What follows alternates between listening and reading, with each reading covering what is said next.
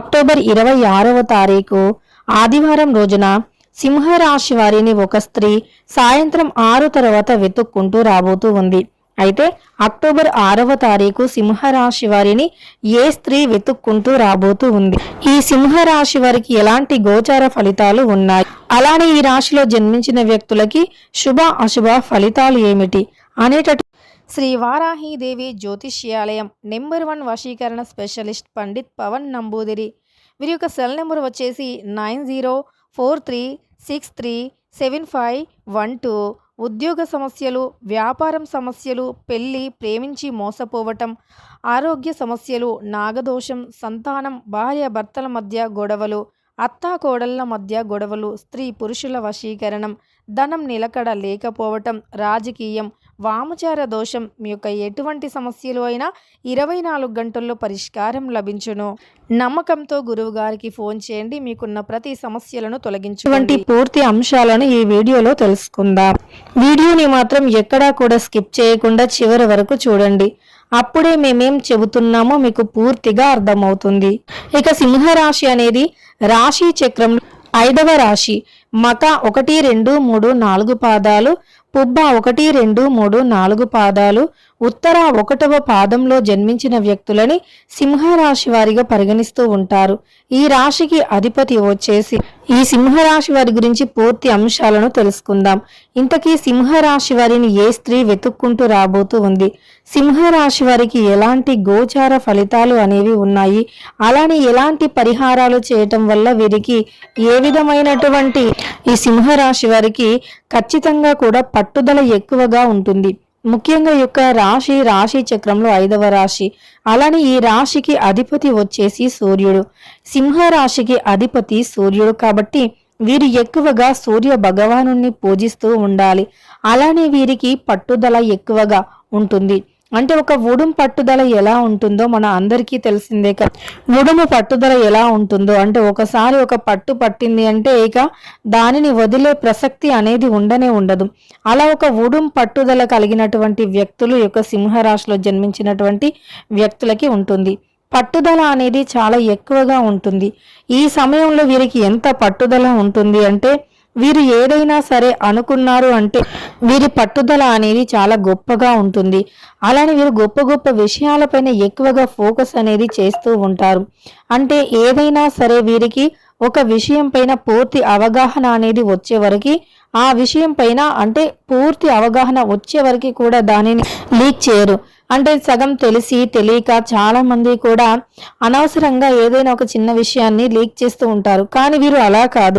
ఏ విషయం గురించి అయినా పూర్తిగా ఆరా తీసి ఆ తర్వాత అది 100% అని రుజువైన తర్వాత మాత్రమే ఇతరులకి చెబుతారు. ఇది కేవలం ఒక విషయంలో కాదు, ప్రతి విషయంలో కూడా ఇలానే వీరు జాగ్రత్త పడుతూ ఉంటారు. ప్రతి విషయంలో కూడా వీరికంటూ ఒక ప్రత్యేకత అనేది ఉంటుంది. అలానే వీరు ఏది చేసినా సరే ఈ సింహరాశిలో జన్మించినటువంటి వ్యక్తులకి ప్రత్యేకించి వీరికి చాలా తెలివితేటలు ఉంటాయి. అంటే సాధారణంగా ఉండే వ్యక్తుల కన్నా కూడా వీరికి కాస్త ఎక్కువగా తెలివితేటలు అనేవి ఉంటాయి. అలానే వీరు జీవితంలో ముందడుగు వేయటం కోసం ఎన్నో ప్రయత్నాలను చేస్తూ ఉంటారు. అదే క్రమంలో ఎన్నో ఒడిదుడుకులను కూడా ఎదుర్కొంటారు. వీరు మాట్లాడడం చాలా తక్కువగా మాట్లాడుతూ ఉంటారు, కానీ పని మాత్రం ఎక్కువగా చేస్తూ ఉంటారు. చాలా మంది అంటూ ఉంటారు వీరు ఏమీ మాట్లాడరు, చాలా సైలెంట్ గా ఉన్నారు అని. కొన్నిసార్లు విమర్శలు కూడా వస్తూ ఉంటాయి, వీరు ఎవరితో కూడా మాట్లాడరు అని చాలా మంది అంటూ ఉంటారు. కానీ వీరు తక్కువగా మాట్లాడినప్పటికీ ఎక్కువగా తెలివితేటలు కలిగి ఉంటారు.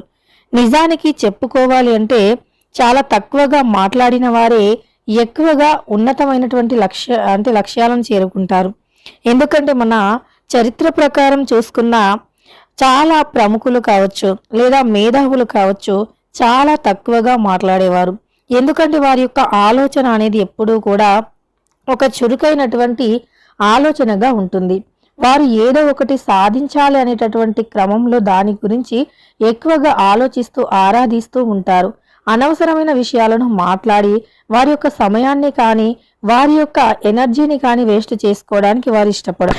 అలా ఎవరైతే తక్కువగా మాట్లాడతారో అలాంటి వ్యక్తులే చాలా మంచి లక్ష్యాలను విజయాలను సాధిస్తారు. తక్కువగా మాట్లాడి ఎక్కువగా విజయాలు సాధించే వ్యక్తుల్లో సింహరాశి వారు కూడా ఒకరు. ఎవరైతే మాటకి మాట సమాధానమిచ్చి అలానే మాటకి మాట పొంతన లేకుండా తెలివి అనేది కాస్త కూడా ఉపయోగించకుండా ఏడాపేడా వాగేస్తూ ఉంటారో వారు ఖచ్చితంగా జీవితంలో ఏదీ సాధించలేరు. తక్కువగా మాట్లాడి ఆలోచన శక్తి ఆలోచన విధానం ఎక్కువగా ఎవరికైతే ఉంటుందో వారే ఎక్కువగా సాధిస్తూ ఉంటారు. అలానే వారు ఎక్కువగా సంపాదిస్తూ ఉంటారు. మంచి తెలివితేటలు చురుకుదనాన్ని కలిగి ఉంటారు.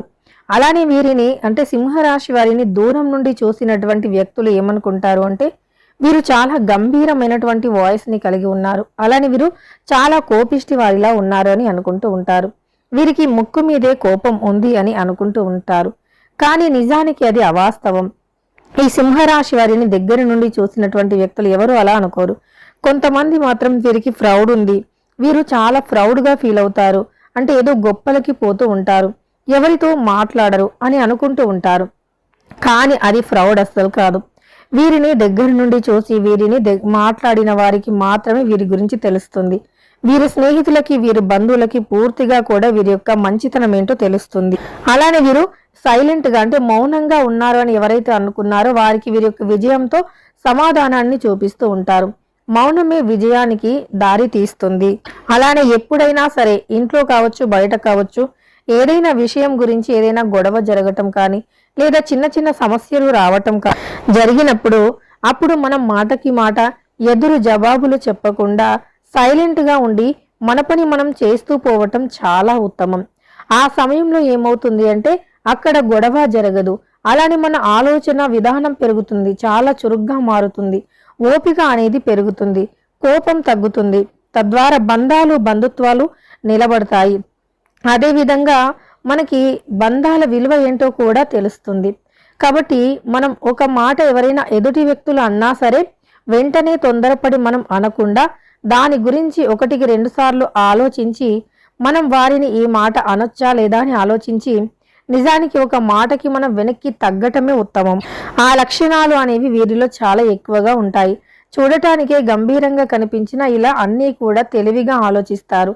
ఎప్పుడు ఎక్కడ ఎలా ఉండాలి, ఎవరితో ఎలా ప్రవర్తించాలి అనేటటువంటి దానిపైన కూడా వీరికి పూర్తి అవగాహన అనేది ఉంటుంది. ముఖ్యంగా ఈ యొక్క సింహరాశిలో జన్మించినటువంటి వ్యక్తులకి వివాహపరంగా ఉండే సమస్యలు కావచ్చు, సంబంధాలు రాకపోవటం కావచ్చు, లేదా వివాహం ఆలస్యం కావటం కావచ్చు, ఇంట్లో ఏ శుభకార్యం కూడా జరగకపోవటం, ఏదైనా శుభకార్యం జరిపించాలి అనుకున్నా సరే ఏదో ఒక సమస్య వచ్చి పడటం, ఇలాంటివి ఎవరైతే సమస్యలను ఎదుర్కొంటూ ఉన్నారో ఆ సమస్యలకి ఈ సమయంలో మీరు చెక్ పెట్టవచ్చు. ఎలా అంటే మీ ఇష్ట దైవాన్ని ఆరాధించి ప్రతి నిత్యము కూడా ఉదయం లేవగానే స్నానాచారణలు పూర్తి చేసుకొని తులసి కోట దగ్గర సూర్య భగవానునికి ఆద్యాన్ని సమర్పించాలి.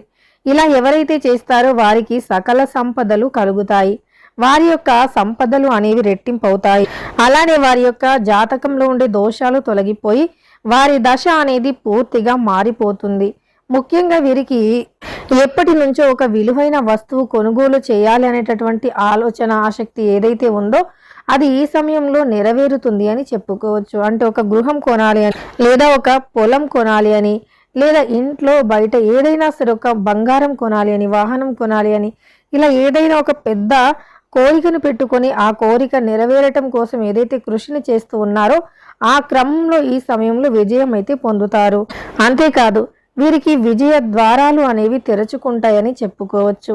అత్యంత గొప్ప విజయాలను కూడా వీరు పొందబోతూ ఉన్నారు. అలానే వీరికి గ్రహాలు కూడా చాలా అనుకూలంగా ఉండబోతూ ఉన్నాయి. వీరి జాతకం అయితే పూర్తి స్థాయిలో కూడా మారబోతూ ఉంది అని చెప్పుకోవచ్చు. మామూలుగా కంటే కూడా ఎక్కువగా వీరు ఈ సమయంలో విజయాలను పొందబోతూ ఉన్నారు. ఏ మనిషికి అయినా గ్రహాలు అనుకూలించాలి. గ్రహాలు అనగానే చాలా మంది నమ్మచ్చు నమ్మకపోవచ్చు, కానీ మనం నిత్య జీవితంలో మన గ్రహాలపైన ఆధారపడి మన జీవితం అనేది సాగుతుంది అనటంలో ఎలాంటి సందేహం కూడా లేదు. ఎందుకు అంటే మనం చాలా మంది కూడా అంటే ఏ చిన్న శుభకార్యం చేసి లేదా పెద్ద శుభకార్యం చేసినా, గృహ ప్రవేశం వంటివి చేసినా, ఏది చేసినా వంటి ఈరోజు వారి పేరు బలం ఎలా ఉంది, వారి పేరు బలం మీద వారికి గ్రహాలు ఎలా ఉన్నాయి, అనుకూలంగా ఉన్నాయా ప్రతికూలంగా ఉన్నాయా, అలానే ఏ విధంగా చేస్తే వారికి అనుకూలంగా మారుతుంది, అనేటటువంటి దానిపైన పూర్తిగా చర్చించి తెలుసుకున్న తర్వాతే శుభకార్యాలు అనేవి మొదలు పెడుతూ ఉంటారు. అలా మనం ఏ శుభకార్యాలు చేసినా గ్రహాలను చూస్తూ ఉంటాము. అలా మనకు నిత్య జీవితంలో మన జాతకం అనేది బాగుంది బాలేదు అంటే గ్రహాలే కారణం. గ్రహాలు ఎప్పుడైతే మనకి అనుకూలంగా ఉంటాయో, అలానే గురుబలం ఎక్కువగా ఉంటుందో, గ్రహాలు లాభస్థానంలో ఉంటాయో అప్పుడు మనం అనుకున్న దానికంటే ఎక్కువగా ఫలితం అనేది పొందవచ్చు. అలానే మనకు ఈ యొక్క గ్రహాల అనుకూలతతో మన జాతకంలో ఉండే చెడు తొలగిపోయిన మరుక్షణమే మనకి ఏదో ఒక మార్గం అనేది వస్తుంది.